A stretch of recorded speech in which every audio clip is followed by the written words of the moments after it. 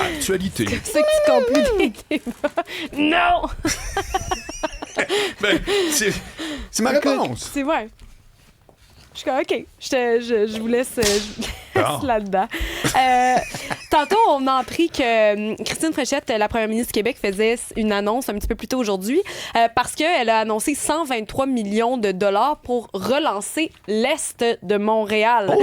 Oui, elle a dit donc que c'est ça qu'on allait investir et faire l'acquisition de terrains industriels de 7 millions de pieds carrés. Donc, on a acheté, en fait, le gouvernement a acheté ces terrains-là à la compagnie pétrolière impériale, donc Esso, et ça a été vendu, donc, ça a été acheté pour la Société de mise en valeur des terrains dans l'Est de Montréal. Alors, ce qu'on veut faire avec ces terrains-là, c'est acquérir, décontaminer, mettre en valeur les terrains. Pourquoi? On veut attirer des investisseurs privés, créer de l'emploi et éventuellement peut-être bâtir. Donc, l'endroit, quand on parle de l'Est de Montréal, c'est où, là? Ouais, je suis curieux. C'est Sherbrooke, Notre-Dame-Est, à la hauteur de l'avenue Gamble. Donc, on est comme vraiment là dans le coin très industriel. Exactement. Ouais. Donc, c'est 7 millions de pieds carrés, comme je vous le disais. C'est des grands terrains, mais c'est ça dans le but de relancer l'économie puis l'Est de Montréal qui est un peu à la traîne depuis assez longtemps, finalement. C'est des investissements qui avaient été annoncés même il y a plusieurs années. François Legault avait promis en 2018 d'injecter 2,6 milliards. En 2022, il avait dit oui, ça s'en vient, on veut renforcer notre présence là-bas. Finalement, ce ne sera pas lui qui le fait, mais son parti tout de même, du moins. Avec 123 millions, on verra ce que ça va donner, mais c'est encore une autre intention de relancer Montréal et peut-être ici avoir... plus de logements, entre autres, et plus d'emplois, comme je vous le disais. Autre nouvelle, Marc, on a appris plus tôt, je ne sais pas si tu te souviens, Marianne aussi, on a discuté à quelques reprises du droit de sol américain. C'est un décret que le président Donald Trump avait signé, qui avait fait grand bruit, qui était vraiment...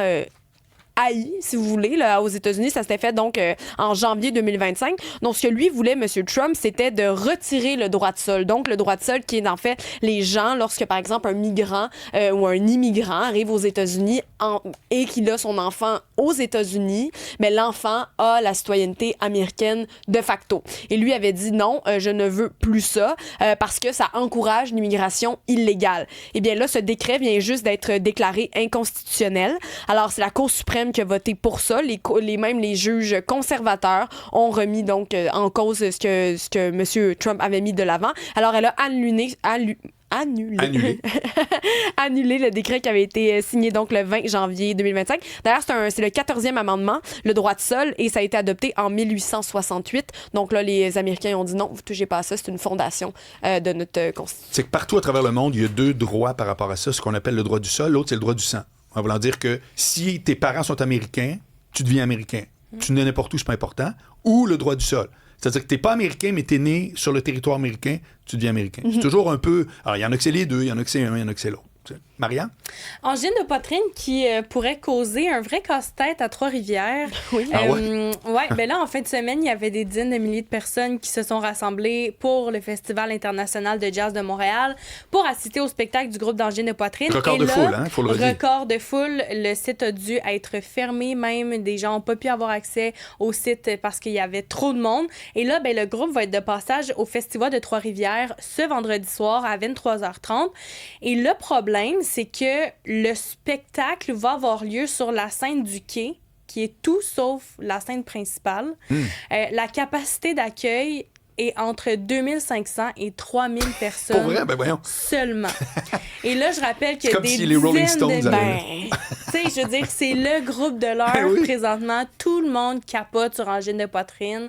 Tu vas du picoter dans la rue, tu penses à Angine de poitrine. T'entends une langue bizarre, tu penses à Angine de poitrine. Et là, T'entends une langue bizarre. Évidemment. Ah ouais, ils sont en train de faire un solo, c'est hot. Ouais.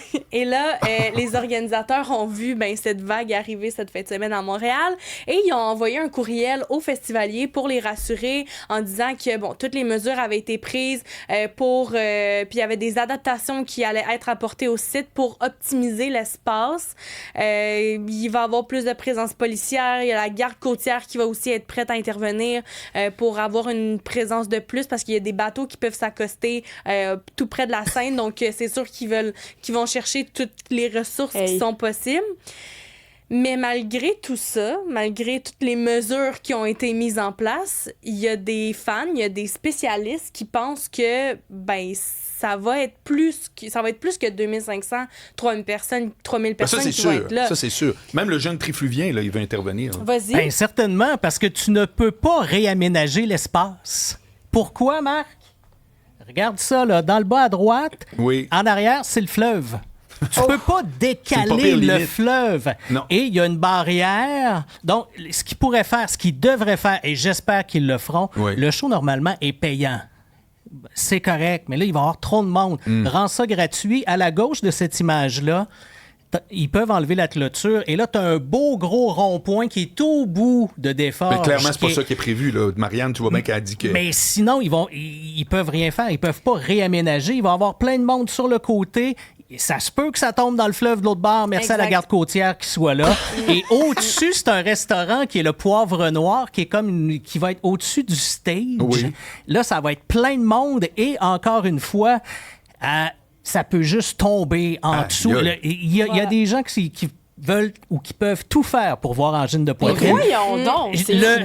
La façon dont c'est installé en ce moment, attends un petit peu, là, je vais enlever la photo, je vais vous remettre. La façon dont c'est installé en ce moment, c'est une catastrophe annoncée. J'ai écrit à une de mes amies qui est sur le Festivois. Elle m'a pas répondu. Ah oui, elle est frue, là. Peut-être qu'elle n'a pas de réponse à me donner. Ouais. Mais il faudrait que ça soit sur la grande scène où il y a 20 000 personnes. Mais c'est Papa Roach qui est là. Tu ne déplaceras pas Papa Roach à la même place. Tu vas avoir le même problème. Mais Papa Roach est à 22h30. C'est sûr qu'un spectacle, ça dure 1h30. Fait que 1h30. Est-ce qu'on peut décaler peut-être de 30 minutes? Angine de poitrine est à 11h15. Ça se termine à 11h. Ouais. C'est pour ça qu'ils sont sur la petite scène à côté pour dépasser le couvre-feu d'11 heures. C'est une catastrophe annoncée. Une catastrophe, c'est trop, mais ça va être rigolo lundi. Et on a Cybèle qui, encore une fois, quelle est ta réaction? Je comprends pas que le monde... Voyons je comprends pas. Mais honnêtement... Personnellement, c'est pas un groupe. L'engouement, il est le fun. Mais la musique, je suis comme elle. Non, mais moi, honnêtement, j'ai pas assez écouté l'œuvre. Pour vrai, là, quand je dis je comprends pas, je trouve ça m'impressionne le phénomène autour. Mais je porte pas un jugement sur ceux qui aiment cette musique-là du tout. Absolument. Ouais, je suis du même avis que vous. Et là, il y a même un article qui est sorti un peu plus tôt aujourd'hui, comme quoi, c'est pas nouveau, là, mais ça rayonne jusqu'à l'international. C'est sûr. C'est sûr que, premièrement, ils parlent pas dans leur musique. Là, ça aide à se faire comprendre. C'est sûr de pas parler. Voilà. Mais bref, donc le succès est phénoménal. Puis il y a Pascal Lafrenière, qui est président de Lafrenière Stratégie et Communication, qui est testé dans un article de Radio-Canada qui disait que il va y avoir des gens qui vont être frustrés là, parce qu'ils ne pourront pas avoir accès au site. Il y a même des festivaliers qui ont été interviewés pour l'article puis qui se demandaient eux-mêmes s'ils allaient assister au spectacle, notamment pour toutes les raisons que Sébastien vient tout juste de nous dire. Puis là, d'un autre côté, on a le maire de Trois-Rivières qui veut être rassurant. Mais bon, c'est sûr qu'il y a l'aspect gratuité de Montréal qui ne sera pas à Trois-Rivières. Est-ce que ça va vraiment limiter la foule à 2500, 3000 personnes? Je ne sais pas. Surtout que Trois-Rivières, c'est un peu le milieu entre Montréal et Québec. Là. Tu fais 1h30, tu pars de Montréal. Tu fais 1h30, tu pars de Québec. Tu peux même travailler à Montréal, rester à Trois-Rivières. C'est pour les crackpots. Comprends-tu? Il est tellement drôle. Je te montre la scène, le setup où on en est exactement. On voit la scène dans le milieu.